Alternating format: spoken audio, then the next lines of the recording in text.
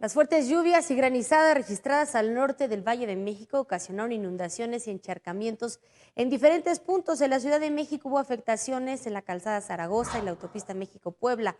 La circulación en toda esa zona se complicó. Vea las imágenes.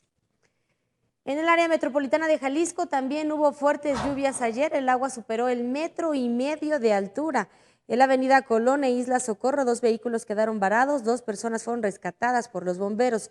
En Guadalajara cayeron por lo menos 6 árboles y en Zapopan más de 20. Hasta el momento no se reportan víctimas, lesionados ni daños a domicilios particulares.